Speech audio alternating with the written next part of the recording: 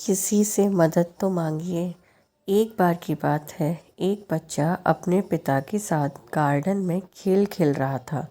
Garden में खेलते खेलते उसके पिता उसको एक संदेश देना चाहते थे।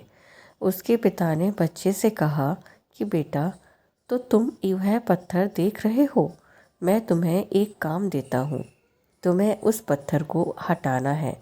मैं मानता हूँ कि यह काम थोड़ा मुश्किल है, उसको तुम हटा नहीं सकते, लेकिन अगर तुम कोशिश करो तो तुम इसे हटा सकते हो। बच्चे ने बोला, ठीक है। बच्चा उस पत्थर को हटाने का प्रयास करता है। पहली बार में वह विफल होता है, दूसरी बार में वह विफल होकर नीचे गिर जाता है। उसके पापा को बोलता है कि पापा, आपने मुझे इतना कठिन काम क्यों दिया? कुछ नहीं होगा।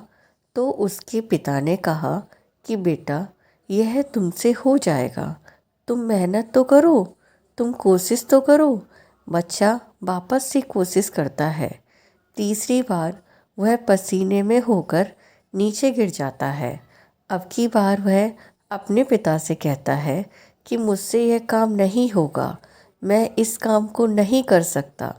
उसके पिता ने कहा कि तुम तो जो भी तरीका अपना सकते हो वो तरीका अपना लो, लेकिन बस तुम्हें अपने दिमाग से इस पत्थर को हटाना है। अब बच्चे ने वापस प्रयास किया। चौथी बार उसने प्रयास किया, लेकिन वह विफल रहा। अब उसने हार मान ली और वह रोने लग गया। उसने कहा कि मैं इस काम को नहीं कर सकता, मेरे पास कोई तरीका नहीं है, आपने मुझे इतना कठिन काम क्यों दिया? उसके बाद उसके पिता ने उससे कहा कि बेटा, तुम उस पत्थर को हटा सकते थे, तुमने यह क्यों नहीं सोचा कि तुम इस बार मुझसे कह देते तो सही, मैं तुम्हारी हेल्प करता, लेकिन तुमने मुझसे कहा ही नहीं।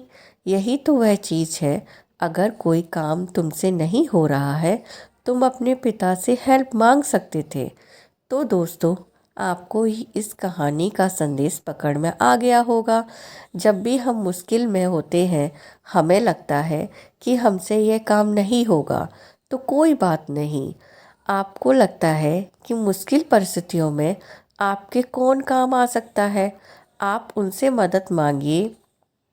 हो सकता है वो आपकी मदद के लिए बैठे हों, जो आपकी पहले मदद कर चुका है।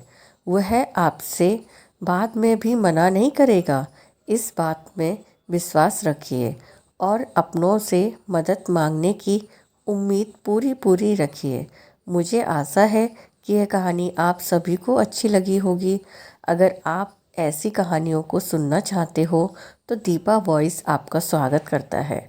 इस कहानी को सुनने के लिए लाइक, शेयर एंड सब्सक्राइब कीजिए और आपका कीमती समय देने के लिए दिल से धन्यवाद।